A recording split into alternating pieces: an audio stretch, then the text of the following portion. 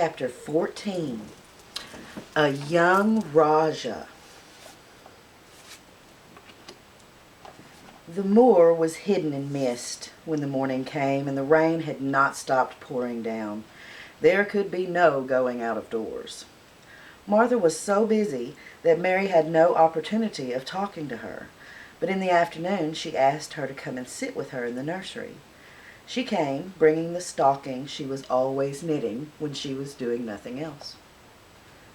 "What's the matter with thee?" she asked, as soon as they sat down. "Thou looks as if thou had something to say." "I have.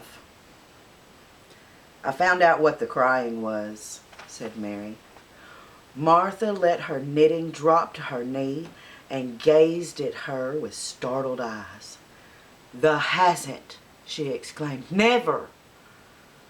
"I heard it in the night," Mary went on, "and I got up and I went to see where it came from.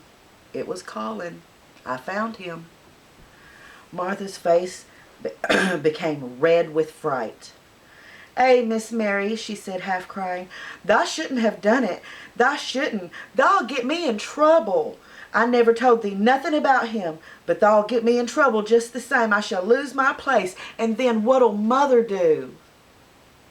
"You won't lose your place," said Mary. "He was glad I came. We talked and talked, and he said he was glad that I had came." "Was he?" said Martha. "Art thou sure? Thou doesn't know what he's like when anything vexes him. He's a big lad to cry like a baby, but when he's in a passion, he'll fair scream just to frighten us. He knows us daren't call our souls our own." "He wasn't vexed," said Mary. "I asked him if I should go away, and he made me stay. He asked me questions, and I sat on a big footstool and I talked to him about India and about the robin and the gardens. He wouldn't let me to go. He let me see his mother's picture. Before I left, I sang him to sleep." Martha fairly gaped with amazement. "I can scarcely believe thee," she protested. It's as if thou'd walked straight into a lion's den. If he'd been like he is in most of the times, he'd have thrown himself into one of his tantrums and roused the house. He won't let strangers look at him." "He let me look at him. I looked at him all the time, and he looked at me. We stared," said Mary. "I don't know what to do," cried Martha. "If Miss Medlock finds out, she'll think I broke orders and told thee, and I shall be packed off to Mother." "He is not going to tell Miss Medlock anything about it yet.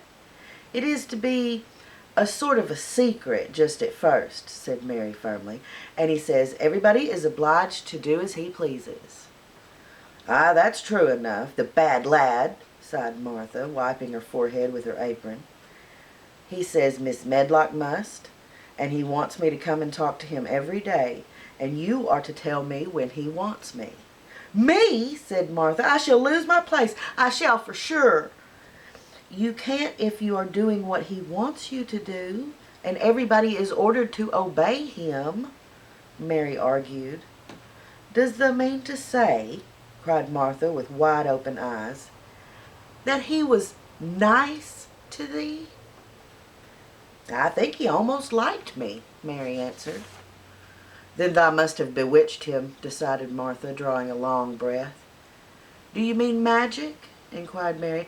"I've heard about magic in India, but I can't make it. I just went into his room, and I was so surprised to see him that I stood and stared. And then he turned round and he stared at me. And he thought I was a ghost or a dream, and I thought perhaps he was. And it was so strange being there alone together in the middle of the night and not knowing a thing about each other. And we began to ask each other questions. And when I asked him if I must go away, he said I must not." "The world's coming to an end," said Martha. "What is the matter with him?" asked Mary. "Nobody knows for sure and certain," said Martha. "Mr. Craven went off his head like when he was born. The doctors thought he'd have to be put into asylum, It was because Miss Craven died, like I told you. He wouldn't set eyes on the baby. He just raved and said it'd be another hunchback like him and it'd better die. Is Colin a hunchback? Mary asked. He didn't look like one. Well, he isn't yet, said Martha, but he began all wrong. Mother said that there was enough trouble and raging in the house to set any child wrong. They was afraid his back was weak, and they's always taking care of it, keeping him laying down, not letting him walk. Once they made him wear a brace, but he fretted so he was downright ill. And then a big doctor came to see him and made him take it off of him. He talked to the other doctor quite rough, in a polite way. And he said there'd been too much medicine and too much letting him have his own way. I think he is a very spoiled boy, said Mary. He's the worst young'un now ever was, said Martha. I won't say he hasn't been ill a good bit. He's had coughs and colds that's nearly killed him 2 or 3 times. And once he had rheumatic fever, and once he had the typhoid, Miss Medlock did get a fright then.